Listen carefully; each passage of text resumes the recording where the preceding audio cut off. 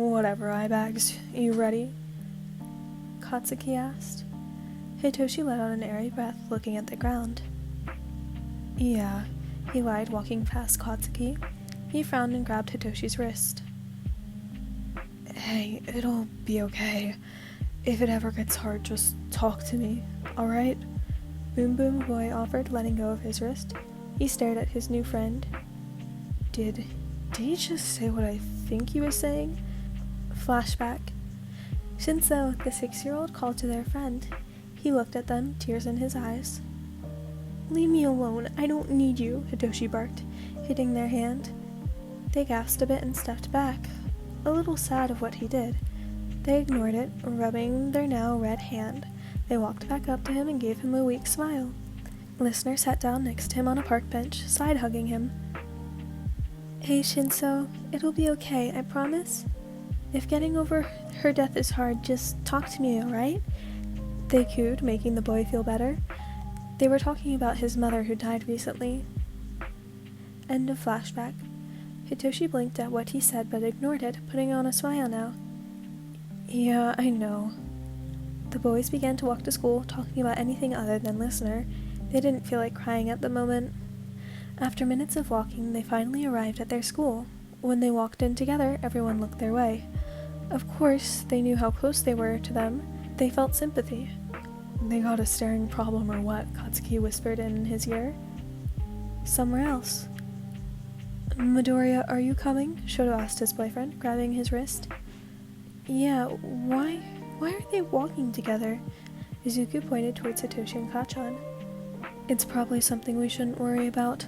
They were the closest people to them other than us, so correct me if I'm wrong, but maybe it's just coping mechanisms. Izuku slowly turned towards Shoto like he was annoyed. Why? Why do you do this? Katsuki walked into the classroom alone for the first time in God knows how long. He walked Hitoshi to class that way he wouldn't be completely alone, but now he was. He had a horrible feeling about it. His head hung low, and he had entered the hallway where his class was located. Boom Boom Boy, why are you walking all alone? Katsuki's eyes widened. He turned around and automatically saw random kids turned, looking at him like he was crazy. Katsuki mentally yelled to himself. He turned and continued walking until he entered the classroom. Everyone looked up at him. Everyone thought, he looks like utter crap. Katsuki ignored their stares and walked to his seat, eyeing listeners while doing so. There were cards and flowers neatly piled on top of it. Some of the other students broke the awkward silence by talking about shows or anything else that wouldn't remind them of the death. Katsuki rolled his eyes and looked away, drifting off into his thoughts. I knew everything was going to be different. Damn it, why'd you have to do this to us? Hey Bakugo. Thump. This sound made as Kirishima accidentally dropped his bag from his shoulder. Katsuki jumped from his seat and his eyes widened with fear. Listener, they all cried. Izuku jumped in front of them, catching Listener's falling body. No! Katsuki yelled, covering his ears and closing his eyes, tears dropping in the corner of them. Kirishima gasped and stepped back, the whole class's attention turned towards Katsuki. Katsuki slowed and started to shake in fear. He opened his eyes, seeing Kirishima in front of them. Bakugo, are you alright? His red-haired friend questioned, grabbing his backpack from the ground. Katsuki didn't look at him, but at the two other people, Shoto and Izuku. They were by their desk, placing a note on it. Izuku made eye contact and noticed his scared figure. The green-haired boy then mouthed, You're alright, to him with a comforting smile. Damn, Deku looks like shit, including Todoroki. He turned his attention back to Kirishima. Yeah, it just startled me for a moment. He sort of lied, giving a reassuring grin. Kirishima slowly nodded, smiling back before leaving him alone once again. He watched as he walked away, slowly putting his head down on his desk, using his arms like a wall to cover the rest of his hidden face. He shut his eyes and started to tear up, biting his lips so the pain would stop, but it didn't. Usually when he would be upset, he would automatically go to Listener and they would talk to him, making him feel better. But now, he wasn't used to doing it on his own, and he didn't even know how. He just closes his eyes when it hurts so bad, and that's it, nothing left to do. About 5 minutes go by, and Aizawa walks in quietly to his chair. The class went silent, waiting for him to speak, but he didn't. Tenya slowly raised his hand and asked, Are there any announcements today, sir? Wait a couple more seconds. A quarter of the class looked at Mr. Aizawa with confused stares, but he was right. Students of UA High School, everyone will be heading outside immediately, and it is not optional, thank you, Nezu spoke on the school speakers. You heard him, everyone. Outside, Aizawa said, walking out. Katsuki, Shoto, and Izuku were the first to head out, knowing what was going down. Katsuki walked to his right, though, and he was planning on getting Hitoshi. Wait, what are we doing? Mineta asked. They announced that everyone would be attending an honor ceremony for Listener-kun on Thursday, although some students didn't get the email, someone explained. Well, duh, who uses email? Kaminari joined. Does that matter? Everyone head out immediately, Ida announced, doing his robot movements. Outside. All of a sudden, the atmosphere got uneasy, everything sad and gloomy as every student stepped outside. Hitoshi and Katsuki were side by side with Shoto and Izuku next to them. The four were in front of most students. Attention students, we are here right now outside remembering 1A's Hero Course student listener, but instead of sitting in silence for 5 minutes, you will be given a black balloon with a white marker from one of your teachers. You will write anything about them or to them.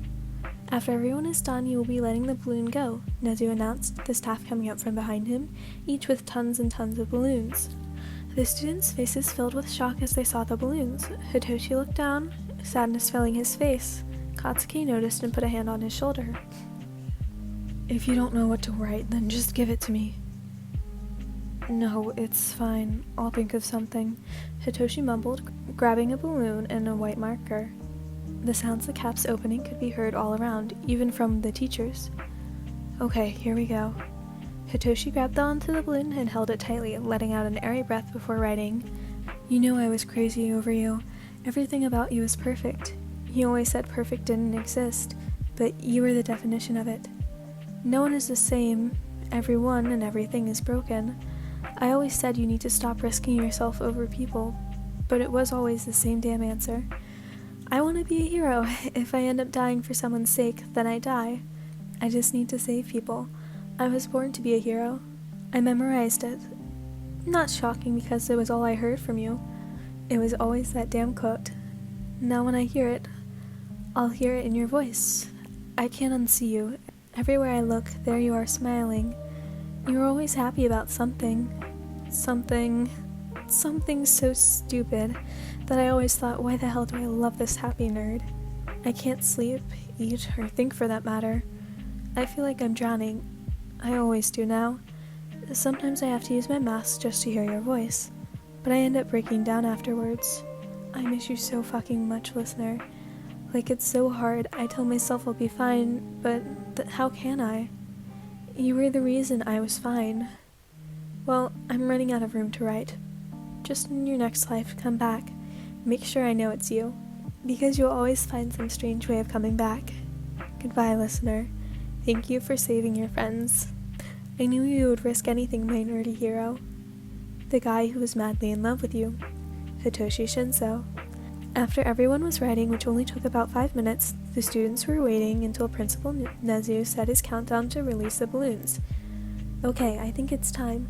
1, 2, 3. As soon as he said that, the students let their grip go on the balloons, watching them fly away. But the more shocking thing was, how many more different balloons were getting released all over town. Some were white, purple, red, and black. The view was so beautiful, knowing that the town joined in too was incredible, and the sight made Hitoshi tear up a bit. I miss them so much.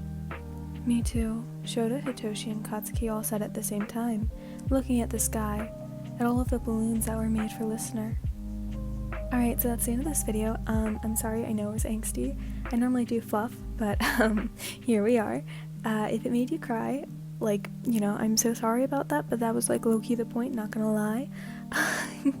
Either way, Discord link, fanfiction link, and the music that I use will all be in the description below. Feel free to check those out. Yeah, and I probably won't be doing these like longer videos, just because, like, all the time, obviously, because they take a while to film and record and edit and everything.